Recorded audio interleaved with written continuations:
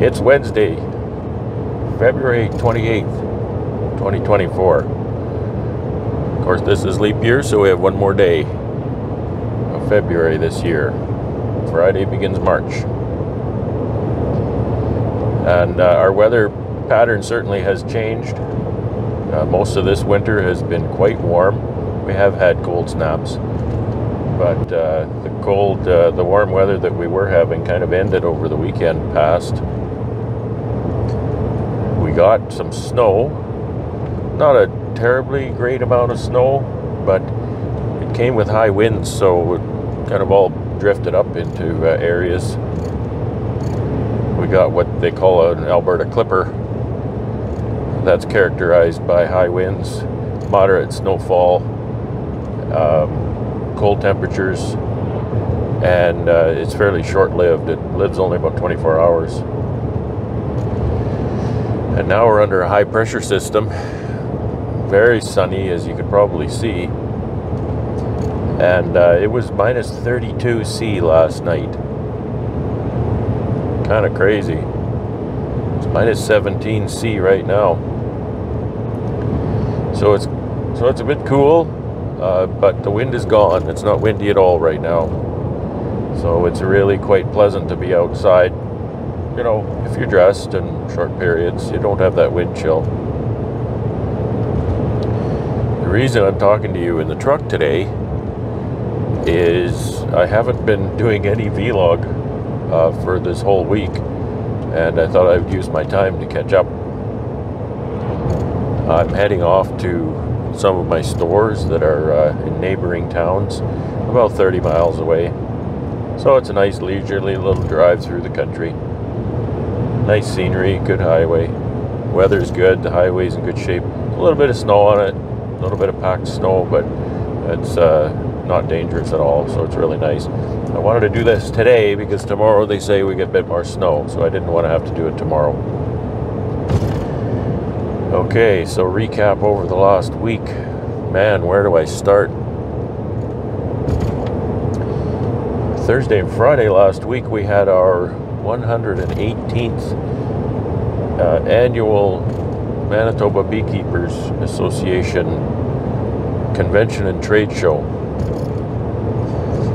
Now, you know, when you think about conventions and trade shows and whatnot, you might think pretty big numbers and people, and this one is not that.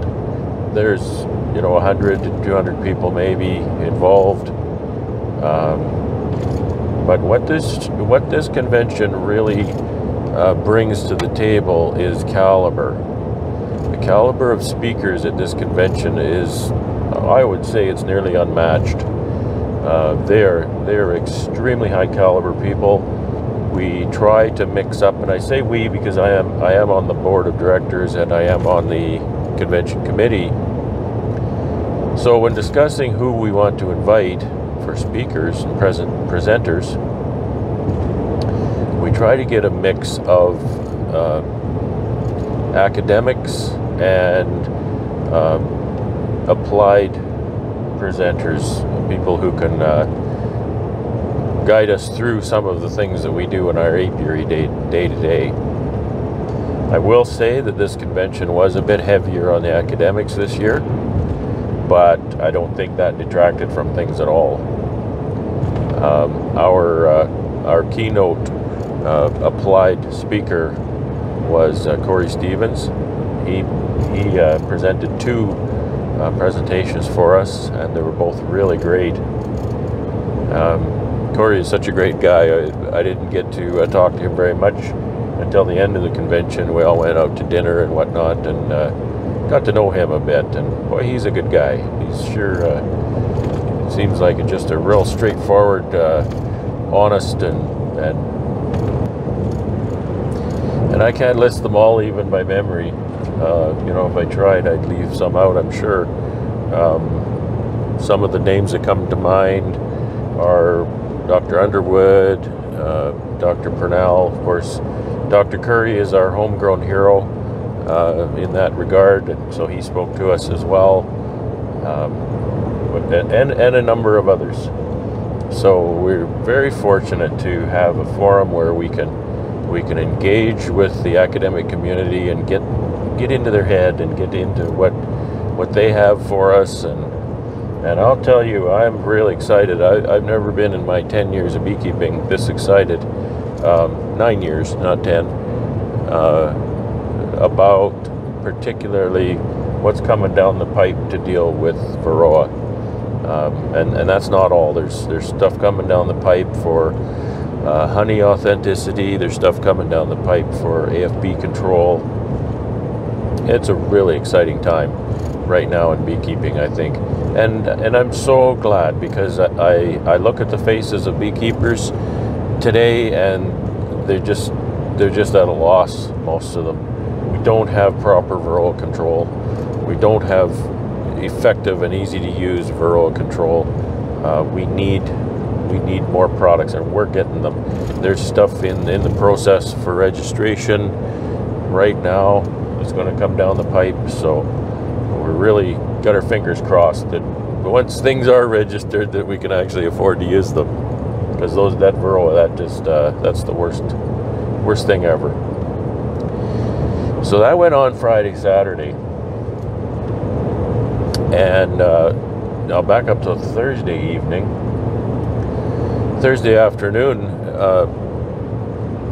my friend Bob Walker showed up at the airport, so we picked him up and went to hotel. His wife Amy was with him. My wife Carol stayed with us in the hotel as well. So we had a really good time together there. I had a couple actually deliveries to make in Winnipeg, so we unloaded everything at the hotel, and I told Bob, he said, let's go for a little drive. So we went for a drive, did my deliveries, picked up some supper. He went all the way to Winnipeg to get Kentucky Fried Chicken. It's a fan favorite, right? And just had a really, really good time. Bob and Amy came back to our place for Sunday, so we spent Sunday together there. Monday we had breakfast, and then we went over to Ian Stepler's place. We had the tour of the farm, the honey house, etc., and then spent quite some time around the dining room table, drinking coffee and talking bees, of course. So that was a real whirlwind week, and that brings me to Tuesday. Bob and Amy stayed at a hotel Monday night because their plane left very early Tuesday, and I'm nowhere near the airport. It's a long drive from my house to the airport, so we've been getting up at 3 in the morning to get them there. Plus, it would have been a really bad idea because we got that clipper Monday night and into midday Tuesday. So as I mentioned, the temperatures dropped Monday night and into Tuesday. High winds, drifting snow. That lasted at home at least until midday Tuesday. The sky cleared off, sun came out, but it was still really windy and very cold. So I didn't even go outside. I sat in the house and edited videos all day, and I'm not even done yet. I'm maybe half done. So it takes a long time to edit the videos that I get from the convention. And don't ask me what's going to happen to the videos, because I don't know. So if anything happens with the videos, they will appear at some date in the future on the Manitoba Beekeepers Association YouTube channel. So you can look for that if you're interested. And I would encourage you to, actually, because you can see some of these excellent presenters that we had. Some really good information.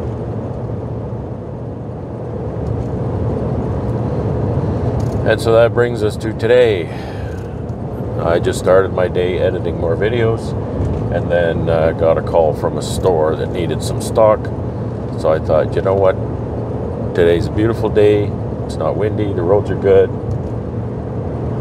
I'm going to head out to this store, get them the product they're asking for, and get it done before it starts snowing tomorrow.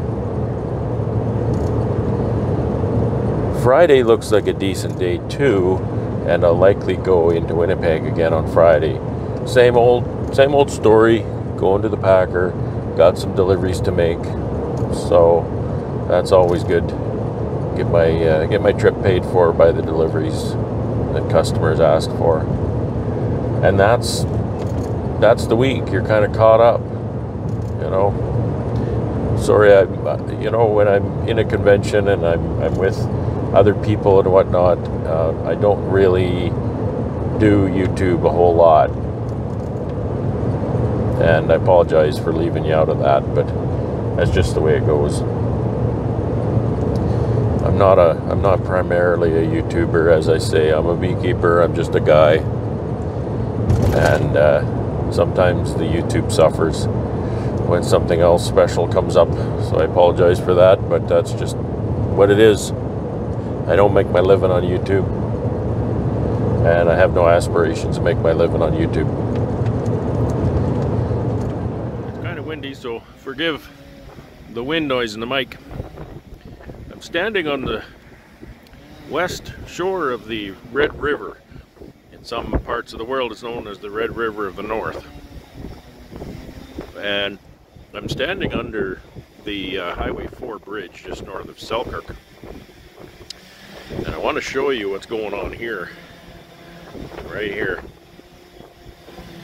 This part of the world is very flat, and in the springtime this river has a tendency to flood, especially along this area, this stretch of the river, for a number of miles here, because only a few miles downstream is the Lake Winnipeg, where the river empties.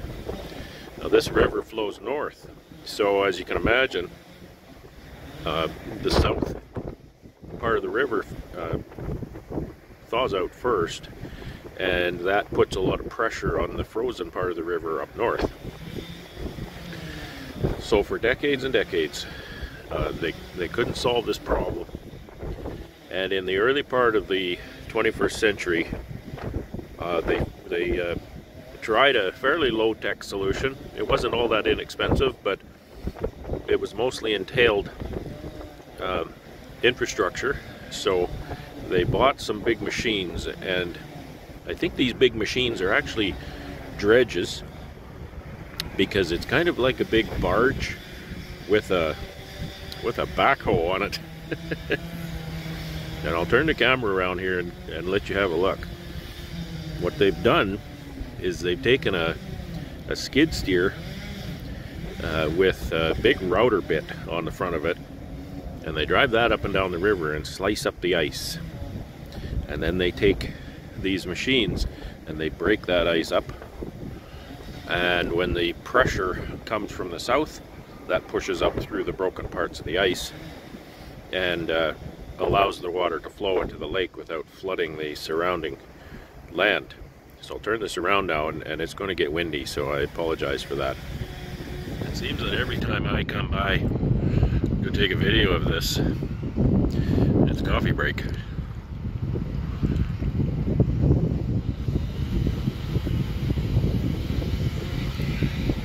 They're not doing much right now.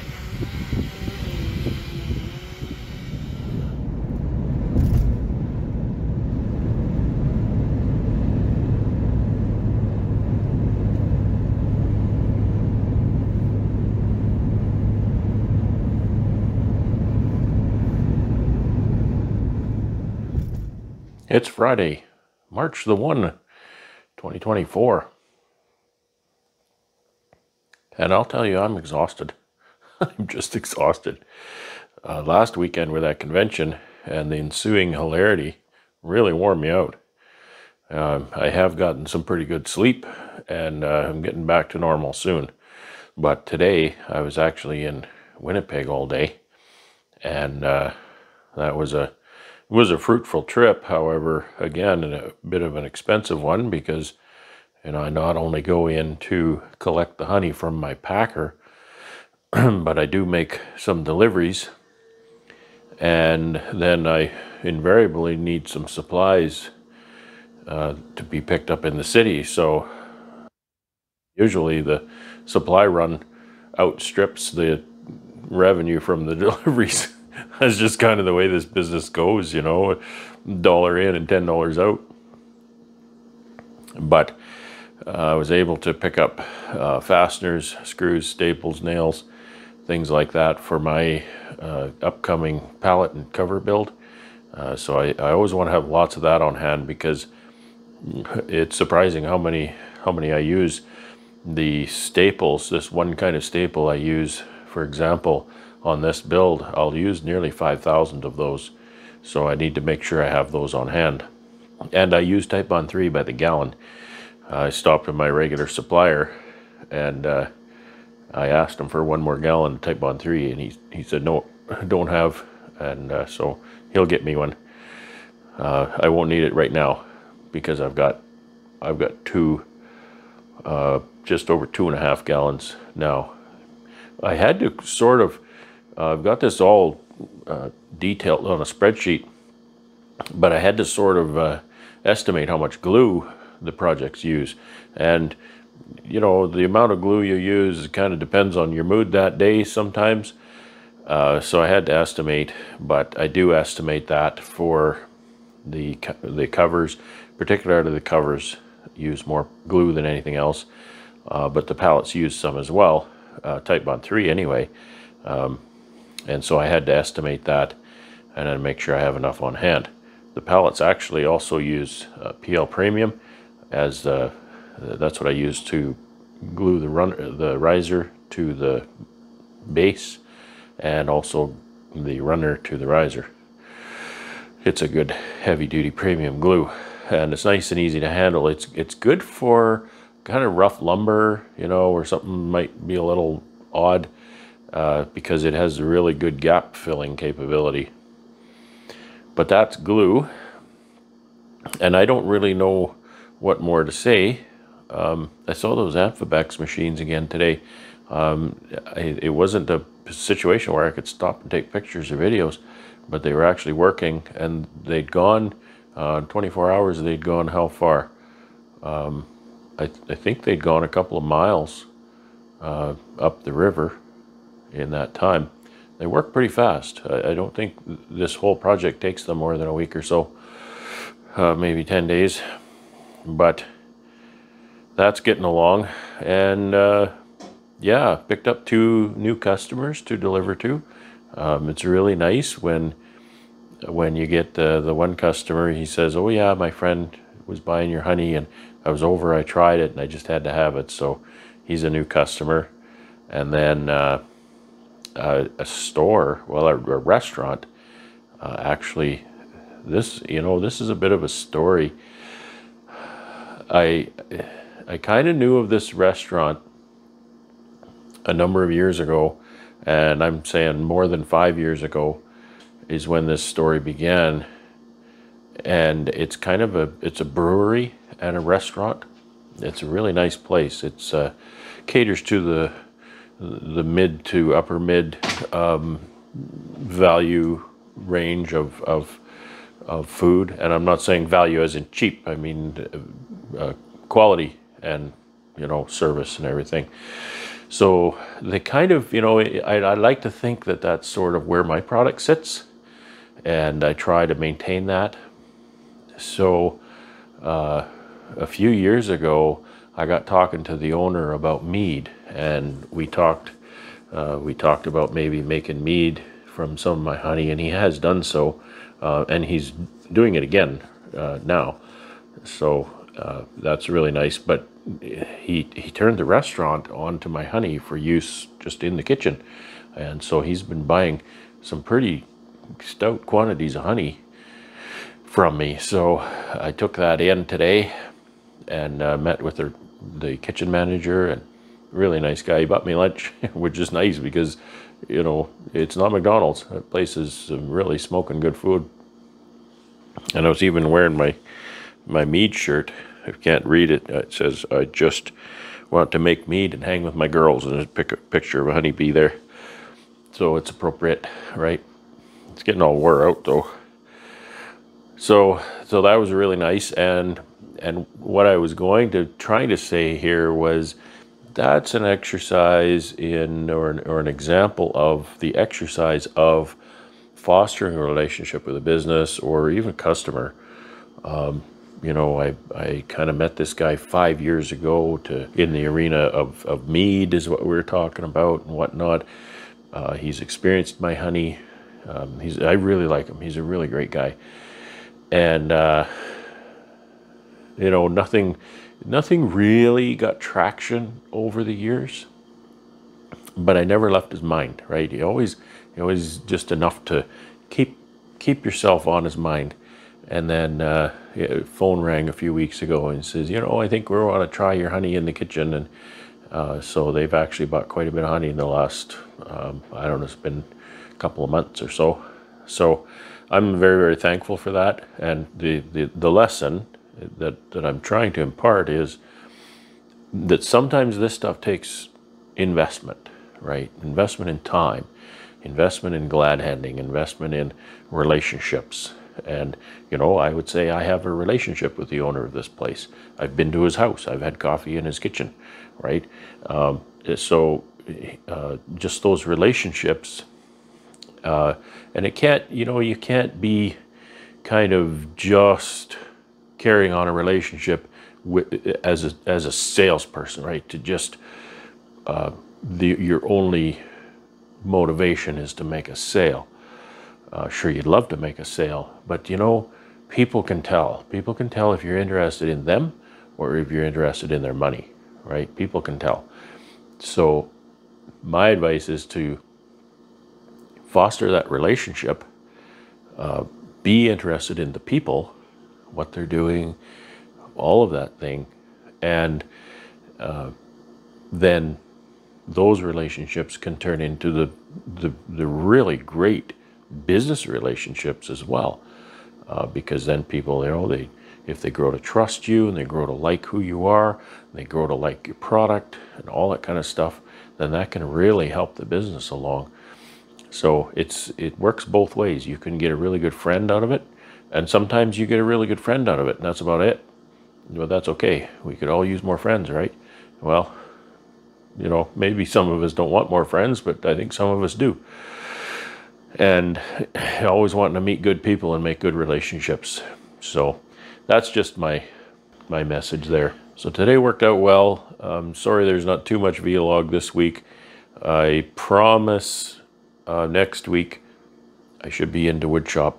I'm getting my lumber tomorrow, and I should get this old guy busy on that, get the table saw busy, and we're going to be cutting up parts for the next couple of weeks probably.